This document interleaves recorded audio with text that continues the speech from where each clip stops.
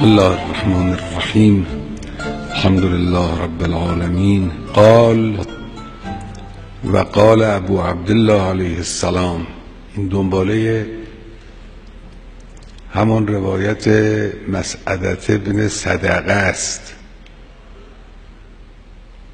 می‌فرماید که وقال ابو عبدالله علیه السلام، حضرت فرمودند ان خیر ما ورث الآباء لابنائهم الادب لا المال.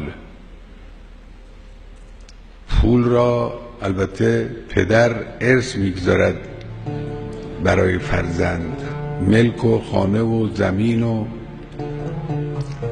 بقیه مملوکات را برای فرزند خودش به ارث میگذارد، اما بهترین ارثی که میگذارد میفرماید ادب است. حالا مسعدة بن صدقه در ذیل روایت قال مسعده یعنی بالادب العلم، مرادشون از ادب که فرمودن علم است.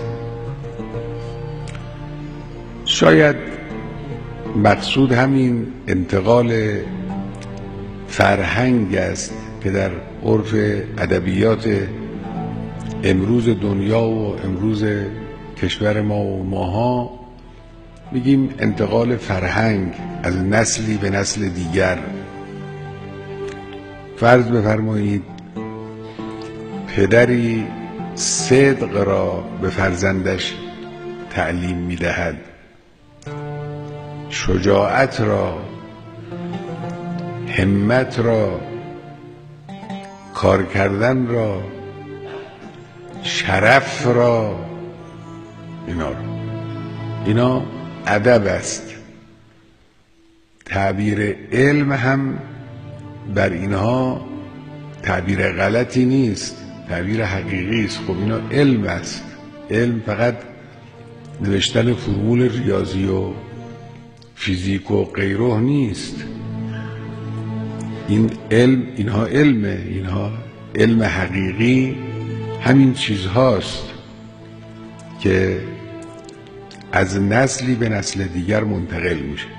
پس بنابراین حالا مراد از ادب یک چنین چیزی خواهد بود.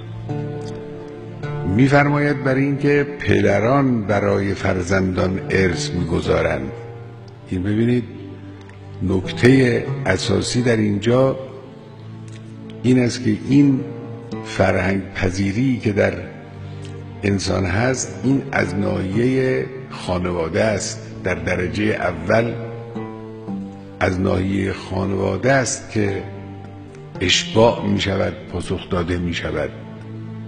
هم واقعیتی رو بیان میکنه که بدانیم ما هر حرکت ما، هر رفتار ما، مشی ما با فرزندانمون تأثیر میگذارد در شکل دهی ذهنیت اونا و شخصیت اونا. هم این وظیفه رو از نظر شرع مقدس، این عرض کردیم مکرر، این در واقع نظام ارزشی اسلام رو این روایات معین میکنه. اهمیت این تعلیم را، این آموزش را، این انتقال فرهنگ صحیح را به فرزندان نشان میده که این وظیفه پدرانه. البته اون وقت به فرزندانم داره این را هم میگه که بدانید اونچه که گیرتون میاد از این ناحیه قیمتی تر است از اونچه که از مال و منال دنیوی از پدران به درس میآورید. بیان این حدیث اینه: ان خیر ما ورث الآباء لابنائهم الادب لا المال. تقوا را، پرهیزگاری را، دوری از گناه را، انس با خدا را، انس با قرآن را، تسلیم در مقابل اوامر الهی را، میل و شوق به درجات معنوی و خدایی را، توجه دادن به معنویت را، اینا رو ما به بچه هامون باید یاد بدیم. اولین جایی که فرزند، انسان، کودک این چیزها رو میچشه داخل خانواده است.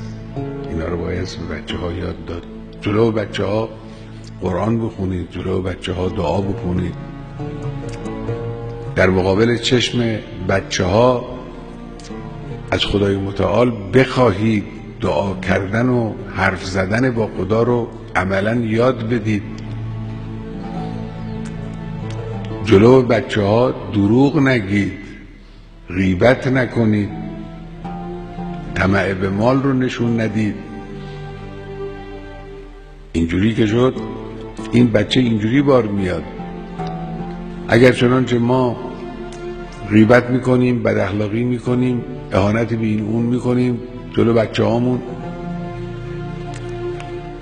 خودمون رو در مقابل مقامات دنیوی کوچک میکنیم، با خدای متعال اصلا انسی پیدا نمیکنیم، این بچه هم خب تو این محیط پرورش پیدا میکنه، غافل میمونه از این حقایقی که باید فرا بگیره و آشنا میشه ذهن او و روح او با همین کارهایی که ما میکنیم.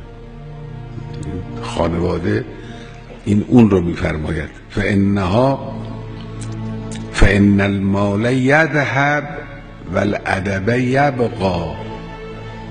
این ارزشش بیشتر، مال خب از بین میرود، اما این ادبی که شما به این بچه یاد دادید این با او هست تا آخر عمر، شخصیت او رو چون شکل میده. این سیاقت شخصیت فرزند است، به این بایستی اهمیت داد.